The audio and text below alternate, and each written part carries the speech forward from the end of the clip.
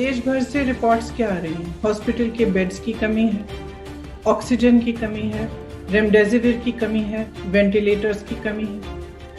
सब जगह से यही रिपोर्ट्स आ रही हैं। अब अगर हमने ठीक तरह से प्रिपरेशन किया होता, अगर हमने तैयारी की होती, तो फर्स्ट वेव और सेकंड वेव के बीच में हमारे पास कई महीने थे कि हम इसके लिए हम तैयारी कर सकते। आपको मालूम था कि ये दोबारा वेव आएगा, तो आप टेम्पररी बेड्स क्यों नहीं बनवाए? आपने अस्पतालों में सुविधा क्यों नहीं बढ़ाई? आपने फोकस क्यों नहीं किया इन चीजों पे? तो ये तो एकदम सरकार का ही फेलियर है। और किस चीज में व्यस्त हैं? आज भी चुनाव प्रचार में व्यस्त हैं, स्टेज पे जाकर हंस रहे हैं, लोग रो रहे हैं, लोग चिल्ला रहे हैं, चीख रहे हैं, जैसे आपने कहा कि हमारी मदद करिए, कहीं ना कहीं से हमें दवाइयां दिलवाइए, ऑक्सीजन दिलवाइए, बेड दिलवाइए, और आप बड़ी बड़ी रैलियों में जाकर हंस रहे हैं।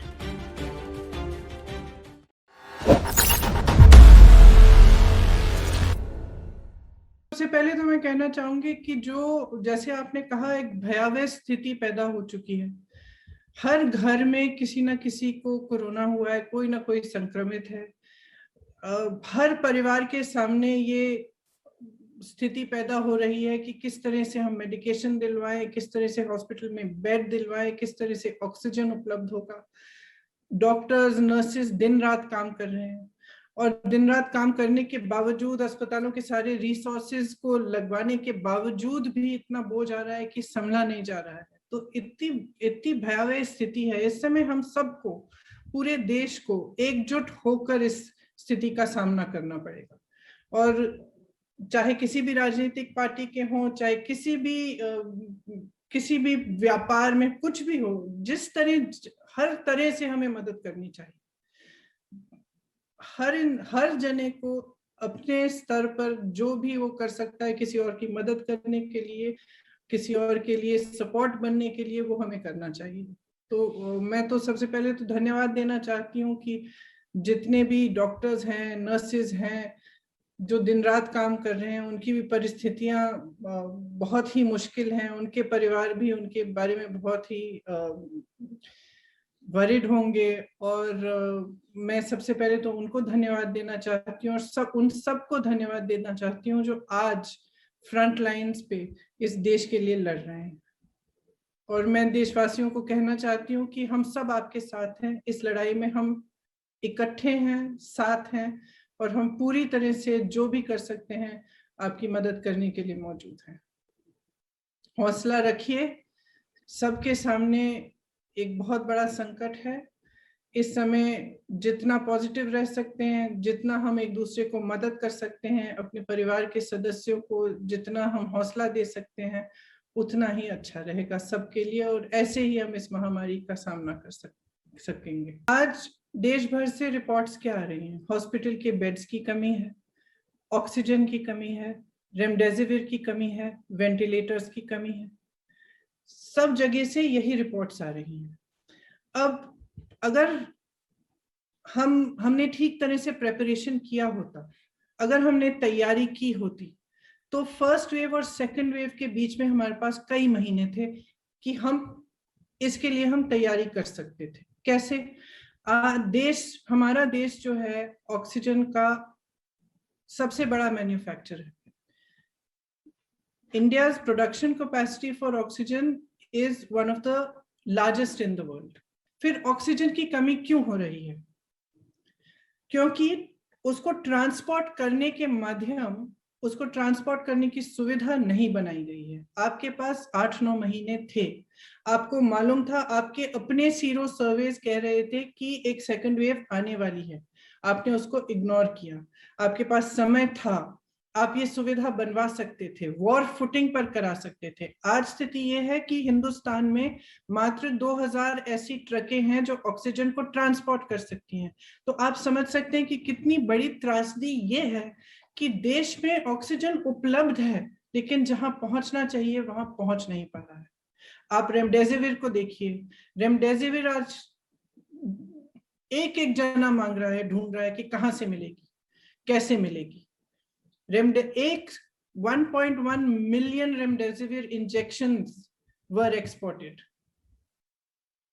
1.1 मिलियन रेमडेसिविर के इंजेक्शन का निर्यात हुआ है हिंदुस्तान से पिछले 6 महीनों में, और आज हमारे पास कमी है। आप वैक्सीन्स को लीजिए, सरकार ने 6 करोड़ वैक्सीन एक्सपोर्ट की हैं पिछले 6 महीने में।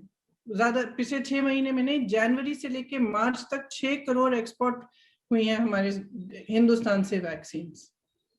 और उसी समय में 3 से 4 करोड़ हिंदुस्तानियों को वैक्सीन दी आपने। तो आपने हिंदुस्तानियों को पहले क्यों नहीं रखा? आपने उनको प्राथमिकता क्यों नहीं दी? अपने पीआर में आप पड़े रहे। और हमें हर रोज टीवी पे दिख रहा था कि मॉरिशस जा रही है, नेपाल जा रही है वैक्सीन। आपने 6 करोड़ वैक्सीन एक्सपोर्ट की, और हिंदुस्तानी लोगों को आपने 3 से 4 करोड़ तक उसी समय में आपने सिर्फ उतना वैक्सीन दिया। आज वैक्सीन की कमी है। तो वैक्सीन की कमी किस लिए हो रही है? Bad planning. रेमडेसिविर की कमी किस लिए है? बैड प्लानिंग या नो प्लानिंग। ऑक्सीजन की कमी किस लिए? कोई स्ट्रैटेजी नहीं। बेड्स, आपको मालूम था कि ये दोबारा वेव आएगा, तो आप टेम्पररी बेड्स क्यों नहीं बनवाए? आपने अपने अस्पतालों में सुविधा क्यों नहीं बढ़ाई? आपने फोकस क्यों नहीं किया इन चीजों पे? तो ये तो एकदम सरकार का ही फेलियर है। और किस चीज में व्यस्त हैं आज भी?